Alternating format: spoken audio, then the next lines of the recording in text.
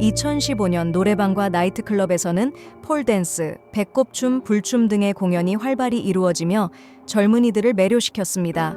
이러한 민감한 예술 장르를 탐구하며 기자는 매력적인 외모와 유연한 춤을 추는 무용수들이 남성으로 변장한 것임을 경험하게 되었습니다.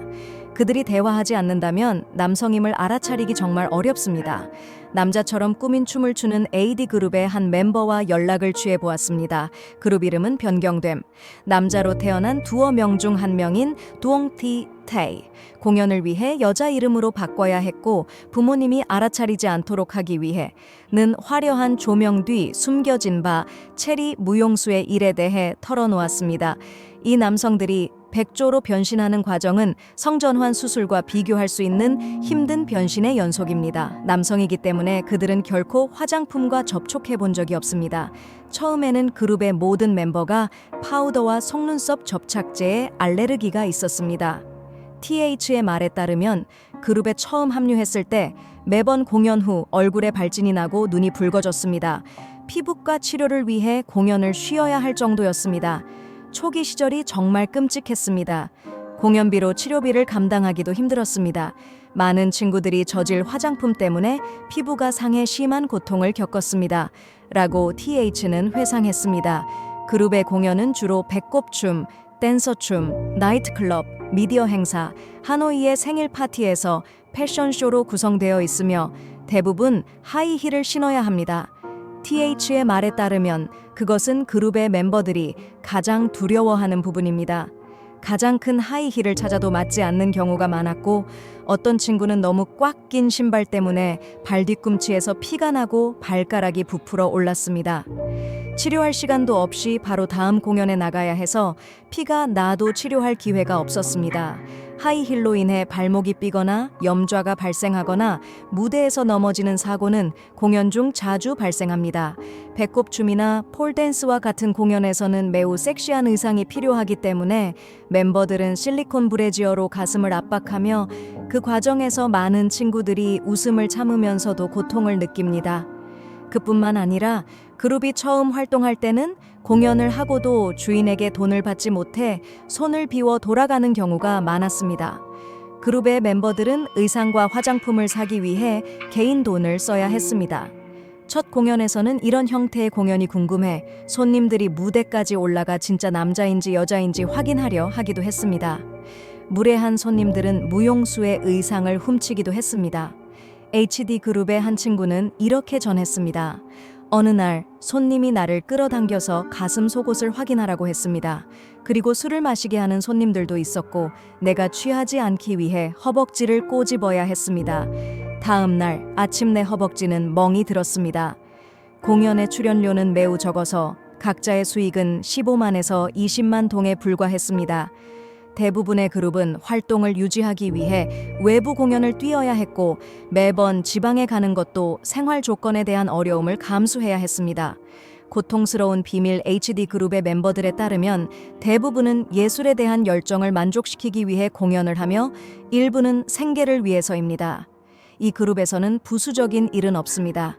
하지만 TH의 말에 따르면 호치민시의 공연 장소에서 남자처럼 꾸민 그룹들은 손님을 유치하는 일이 드물지 않습니다. TH는 이렇게 털어놓았습니다. 420에서 공연할 때 누군가 하룻밤 함께 하자고 유혹한 적이 있었고 나는 정말 충격을 받았고 솔직히 거절했습니다. 그러나 여기서 함께 공연하는 친구는 이런 일에 익숙해져 있었습니다. 그는 공연만으로는 생계를 유지할 수 없다고 말했습니다. 손님이 불러주는 건 오히려 행운이죠. 이러한 그룹의 대부분 멤버들은 제3의 성에 속하는 사람들입니다. 그러나 일자리가 없어 이 그룹에 가입해 돈을 벌기 위한 일로 삼는 사람들도 있습니다. 공연비를 받지 못하거나 출연료가 너무 낮을 경우 호스트바에 가는 것은 어쩔 수 없는 선택입니다. PT는 호치민시의 배꼽춤 그룹의 한 남자처럼 꾸민 무용수로서 자신의 불행한 경험을 이야기합니다. 배꼽춤을 추는 것은 내게 열정이지만 돈을 벌어야 하는 압박은 내게 부담입니다. 매번 공연을 한다고 해서 출연료가 높거나 즉시 지급되는 것은 아닙니다. 내 첫 손님은 나이가 많은 동성애자였습니다. 그는 200만 동 이상을 제시했지만 나는 혐오감을 느끼고 내 양심의 일부를 팔고 있다는 느낌이 들었습니다. 생계를 위해서 나는 진짜 동성애자처럼 행동해야 했습니다. 나는 게이가 아닌데 그런 행동을 해야 한다는 것은 정말 끔찍하고 고통스러웠습니다. PT는 손님을 만나는 일이 끝나면 중년 여성이나 남편이 없는 여성들에게 이동한다고 덧붙였습니다. 동성애 관계를 강요당하는 느낌과는 반대로 남자처럼 꾸민 무용수들도 중년 여성들과의 에일에서 극심한 고통을 겪습니다. 여성에 대한 어떤 감정도 없기 때문에 임무를 수행하는 데는 상당한 시간이 걸리며 매번 작전이 끝난 후에는 장기간의 피로가 따라옵니다. 그러나 모든 것이 도시 생활을 유지하고 예술 활동을 계속할 자금을 마련하기 위한 것입니다. 예술과 타락의 경계 VUT 김동 박사, 하노이 사범대학교 사회복지학부장에 따르면 하노이에서 남자처럼 꾸민 무용그룹이 등장하는 것은 꽤 새로운 일이며 젊은이들의 관심을 끌고 있습니다. 이들이 예술 활동을 진지하게 하는 것이라면 문제될 것이 없지만 이러한 활동이 삶의 가치 기준을 벗어난 것처럼 보입니다. 그것은 더 이상 미적 가치와 예술의 문제가 아니라 젊은이들의 공통된 삶의 가치와 관련이 있습니다. 이런 형태의 예술 활동은 성매매나 남자 호스트와 같은 사회적 악습에 매우 가까워질 수 있습니다. 예술과 법적 위반의 경계는 매우 모호합니다. 처음에는 배꼽춤이나 폴댄스, 패션쇼에 대한 사랑일 수 있지만 많은 사람들이 방향성을 잃고 이를 게을리하게 되면 이 형태를 악용해 불법적으로 돈을 벌게 됩니다. 나는 사회가 이 문제를 무시하고 방치해서는 안 된다고 생각합니다.